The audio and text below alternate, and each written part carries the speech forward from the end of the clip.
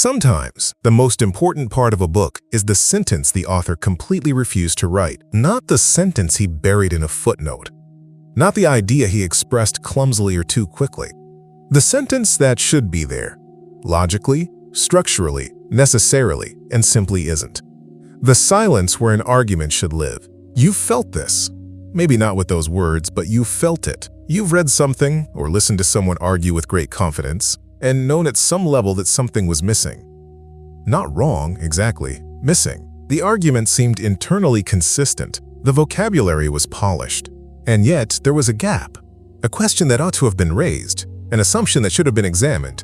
A name that should have appeared somewhere in the text and never did. Most readers file that feeling under, "I must be missing something," and move on.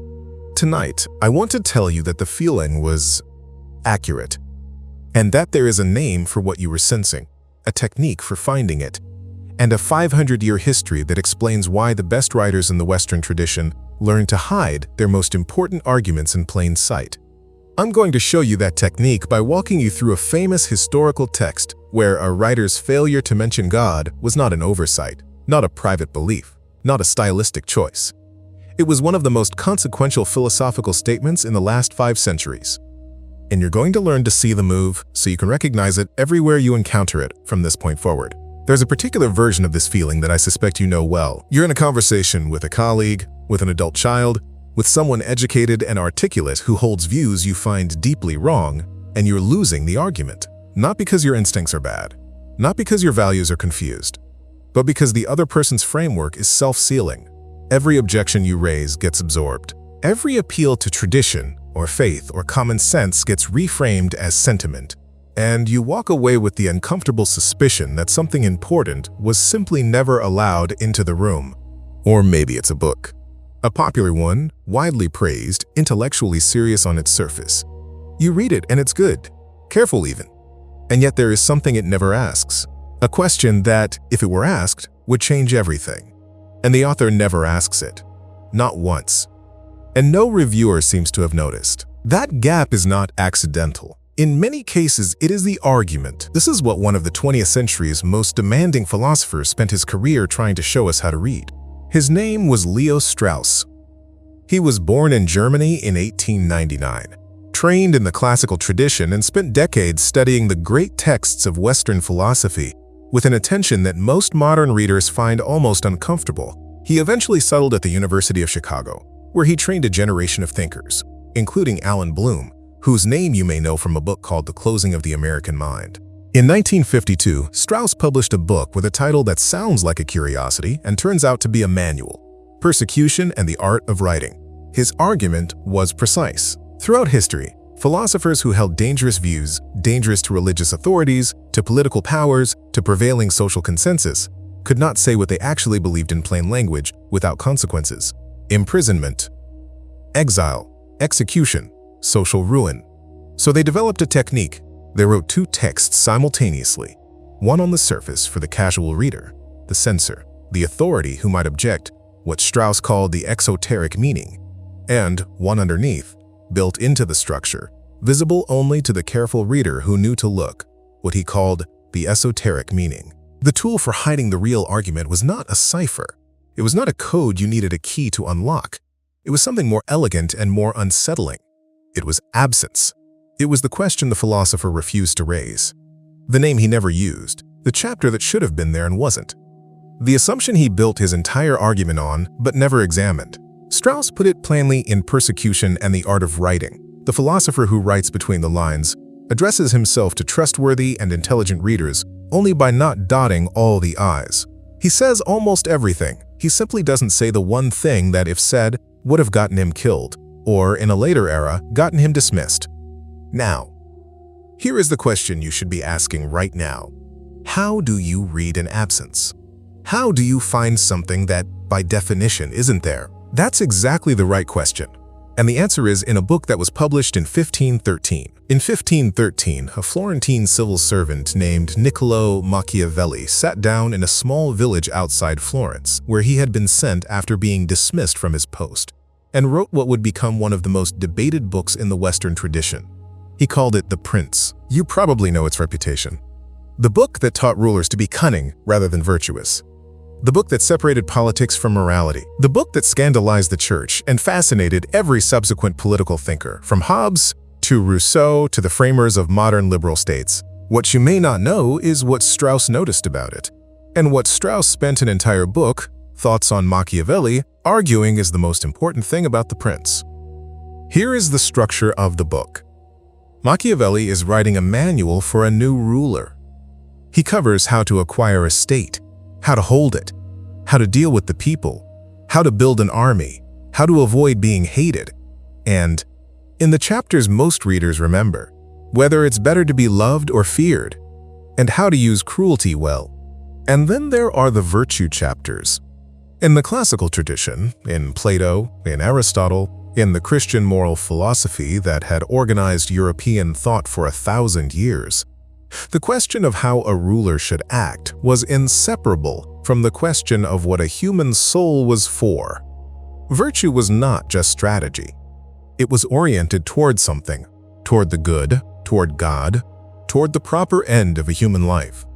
A ruler who governed virtuously was a ruler who understood that his rule existed within a moral order that preceded and surpassed him.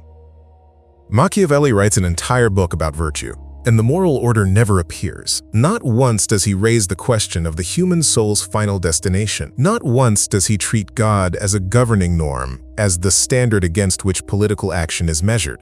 He mentions God occasionally, the way one mentions weather, as a force that sometimes favors the bold, as something fortune-like, external, useful for inspiring troops. But the architecture of the argument, the logic that determines what a prince should do and why, never touches the theological foundation that every previous political thinker, Christian or pagan, had taken as the starting point. The question of what a human being is, for simply does not exist in The Prince. This is not because Machiavelli didn't know about that tradition. He had read it more carefully than almost anyone alive. It is not because he ran out of space. It is not because he assumed the reader would fill it in. Strauss's argument, and this is the reading that matters, is that the absence is the argument. Machiavelli's silence about the human soul's final destination is his way of saying, without saying it in a sentence, any censor could quote back at him. The old framework is not the foundation of political life. Political life has its own logic, and that logic does not answer to theology. He didn't announce a revolution. He built one into the structure, and Strauss argued in Thoughts on Machiavelli that this was the opening move of modernity, not the Reformation, not the scientific revolution. The moment when a writer organized an entire treatise on virtue without ever placing virtue within a divine order, without ever asking what a human soul is for, and trusted the careful reader to notice what was missing. Now you know how to read a silence. You look for the question that the argument requires, that the structure of the argument makes necessary, and you notice when it doesn't arrive. You're going to see this again, and it's going to be closer to home. Move forward 176 years. Machiavelli wrote in a Florence that still organized itself publicly around the church. His silence was dangerous. By 1689, the landscape had shifted, but the technique and the stakes had not gone away. John Locke published his 2 treatises of government in 1689 anonymously. He knew what he was doing. The book that would become, arguably, the single most important text behind the American founding. The book whose arguments echo in the Declaration of Independence and the structure of the Constitution was published without his name. Locke writes about natural rights. He writes about consent and contract, about property, about the limits of political authority. He invokes God. He invokes the law of nature. He sounds, on the surface, thoroughly compatible with the Christian moral tradition. The language of the Creator, of divine purpose, is present throughout. Strauss's reading, developed a natural right in history, is this. The invocations of divine law in Locke's argument are largely decorative. The load-bearing logic, the reasoning that actually does the work, is not biblical. It doesn't depend on original sin, on the fallen condition of human nature, on the need for grace, on eschatology, on anything that distinguishes Christian anthropology from any other view of the human person. Strip away the pious language, and what remains is a system that works perfectly well without God, and that was designed to work without God, even while presenting itself as compatible with the faith. The silence in Locke is not the absence of God's name. God's name is present. The silence is the absence of original sin. The silence is the absence of grace. The silence is the absence of any claim that human beings are oriented toward a supernatural end, that politics must serve, or at least not obstruct. Locke's human being is rational, self-interested, rights-bearing, and the theological freight of the tradition has been quietly set aside. This is not a claim that Locke was a secret atheist. That is almost certainly too simple. This is a claim that Locke, like Machiavelli before him, built a structure that could stand without the foundation the tradition had always taken for granted, and that the structure of the argument tells you more than the pious sentences scattered through it. And here is what this means for you. The document that shaped the grammar of American political life, the framework within which your children were educated, the assumptions behind every argument about rights and freedom you've encountered in the last 50 years was built on a text that quietly removed the theological foundation while keeping the theological vocabulary. Your instincts were tracking something real. The foundation was removed earlier than you thought, and more carefully than you thought, and by writers who knew exactly what they were doing. This still doesn't fully explain how it reached your family. We're not there yet. But stay with me. Before we go further, the technique we've been practicing together, this reading for structural absence, this attention to the question the argument refuses to raise, it requires something to start from. You need to know what the classical texts actually argued before you can recognize what the modern texts left out. If you felt the hunger for that, if you thought, I know I should read Plato, I should read Augustine, I should read Locke himself, but I don't know where to start or what to look for, that's exactly what the Great Book's cheat sheet is designed to solve. It's 10 canonical Western texts, from Plato's Republic to the closing of the American Mind, each distilled to a single page, the core argument, the one key passage, and the question each book raises for the conservative Christian today. It's not a substitute for reading them. It's the map that tells you where to start and what to look for when you get there. It's waiting in the link in the description below. Now, you've seen the technique work on Machiavelli, you've seen it work on Locke. Both of those examples are 500 years old, which means there's a part of your mind that can still file them under interesting history, but remote. Let me bring it to 1987. Alan Bloom was Leo Strauss's most visible student. He taught at Cornell, at Toronto, and eventually at the University of Chicago, where he watched the American university change from the inside. In 1987, he published The Closing of the American Mind, a book that became an unlikely bestseller, praised and attacked with equal intensity, and that most people read as a lament about the decline of academic standards. But the book Bloom actually wrote is a Straussian document.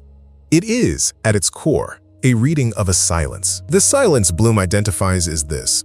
The American university, by the late 20th century, had organized itself around a principle it never announced and would never defend openly, because to defend it openly would be to invite examination. The principle was this: that all ways of life are equally valid, that no answer to the question, how should I live, is better than any other, that the university's job is not to transmit wisdom, but to ensure that students leave without having been told that anyone's values are wrong. This is not a position the university declared. It is a position built into the structure.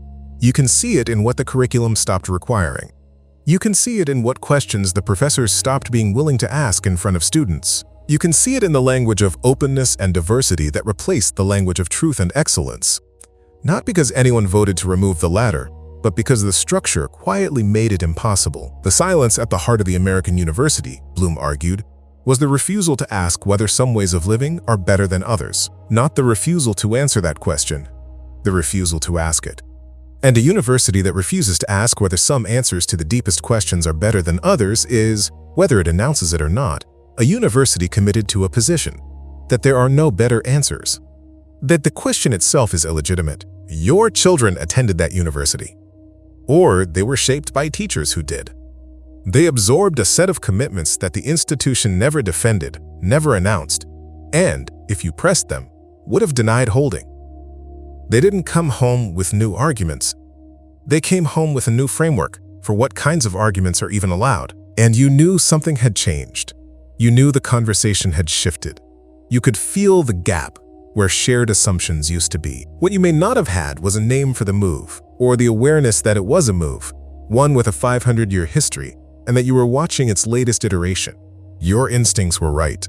You were watching a structural silence at work. Here is what I want you to sit with for a moment. You came into this video thinking, if I'm reading the situation correctly, that you might learn a useful technique for reading books more carefully, a skill for getting more out of difficult texts. Something practical, perhaps a little academic, applicable to the shelf of unread classics you've been meaning to get to. I want to propose something larger than that. The technique we've been practicing tonight, reading for constitutive silence, for the question the argument refuses to raise, for the name that should appear and doesn't. This is not an advanced academic specialty. This is the basic literacy required for reading the tradition you were formed by, and the tradition that has been quietly dismantled in front of you. The great texts of the Western tradition, from Plato forward, were written with two audiences in mind: the surface reader and the careful reader, the exoteric text and the esoteric one. This was not paranoia. It was the condition of serious intellectual life for most of recorded history. Writers who had things to say that the authorities would not permit said them obliquely, architecturally, by strategic silence. And then something changed.